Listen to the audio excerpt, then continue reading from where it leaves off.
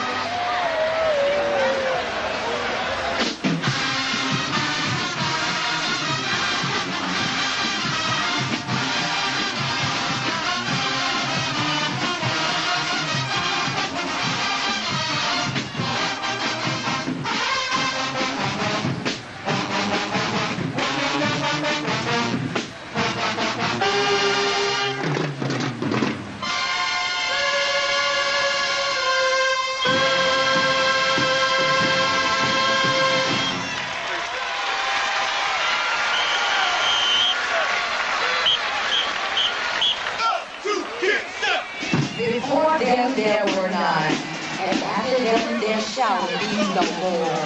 The 101 has seen the dream and made it a reality. They do everything by all means necessary. Let the record be read and read well.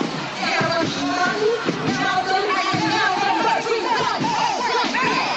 It's time for the dance music. The power, the snap, and only like money.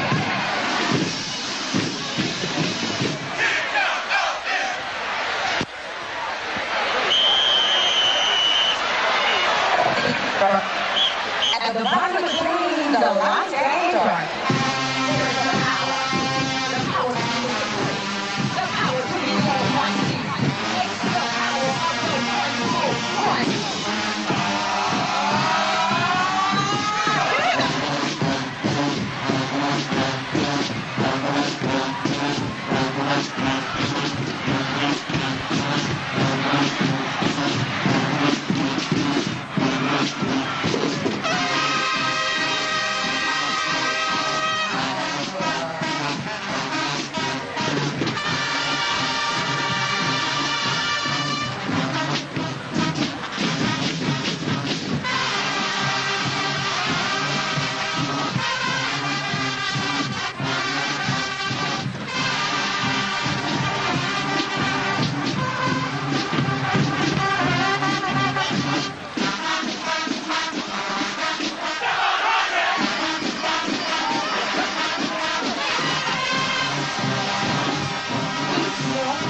Where the 101 is the best.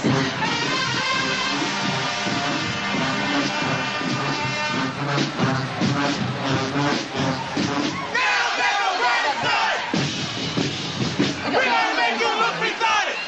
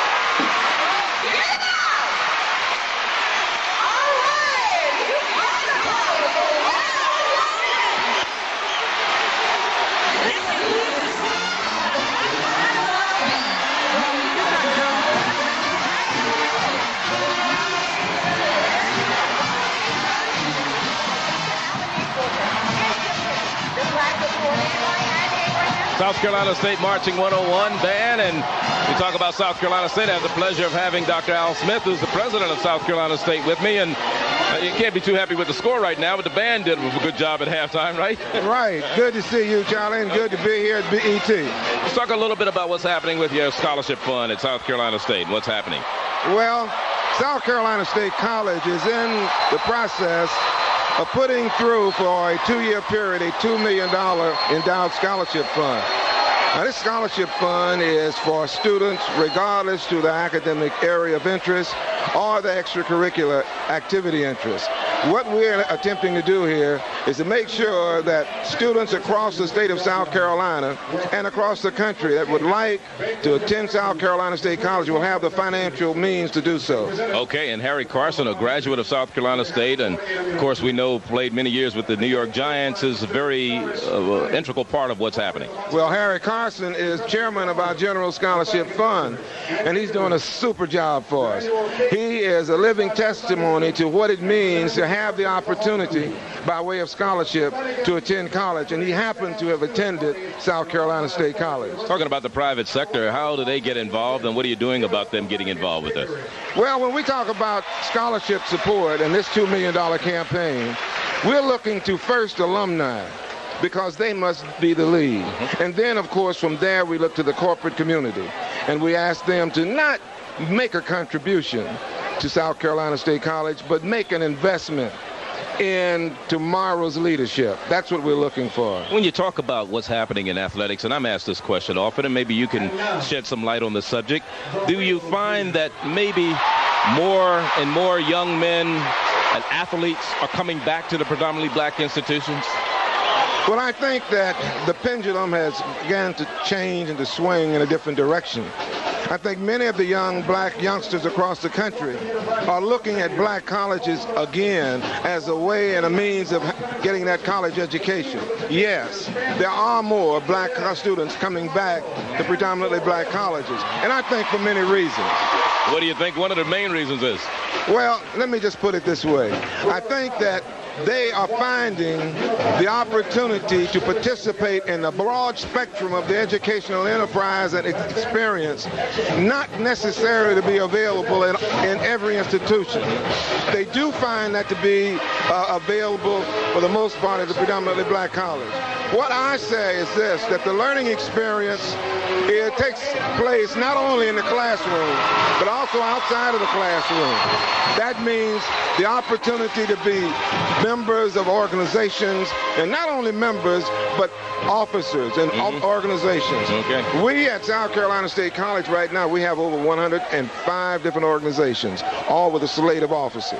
These young people are learning leadership, and that's what it's all about. All right, thank you, Dr. Al Smith. Such a pleasure to have you here. And, and thank glad you so much, glad you could be with us here at halftime. You guys keep up the good work. All right, thank you, sir. Dr. Albert Smith, president of South Carolina State University. Now let's go down on the field. The marching 100 of the Rattlers of Florida A&M. They're taking the field for their halftime showtime. They're under the direction of William P. Foster. He's been around a long time. The marching 100 of FAMU, and their theme today is Today, Tomorrow, and Forever.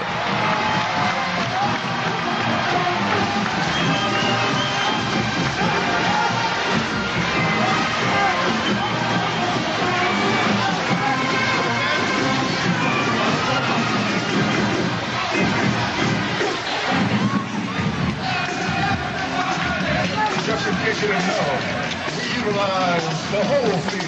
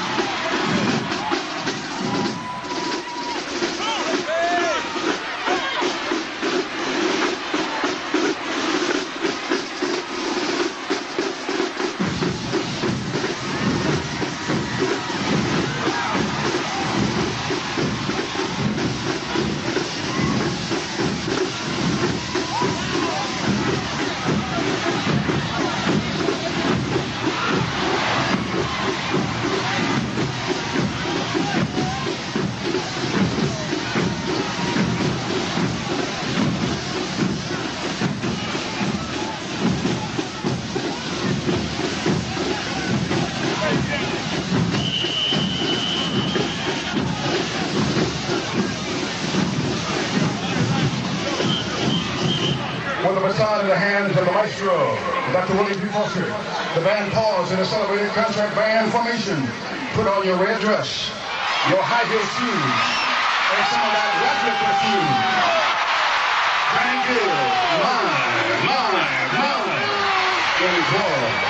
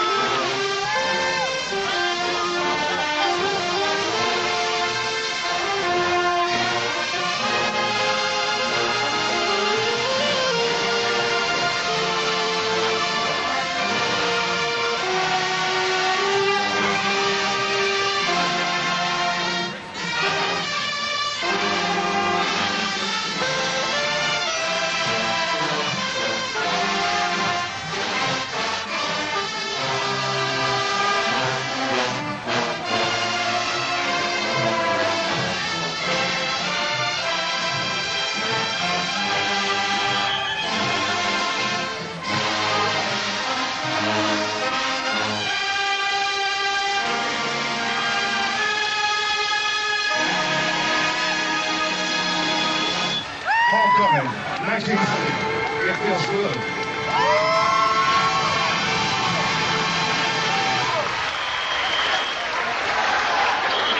Florida A&M University Marching 100 brought to you by the Florida Citrus and the Florida Orange Growers. Florida Quality Orange Juice.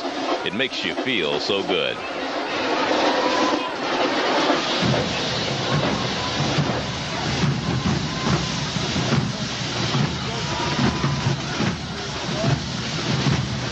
Halftime Sports Line is being brought to you by your Toyota dealer and Toyota's quality.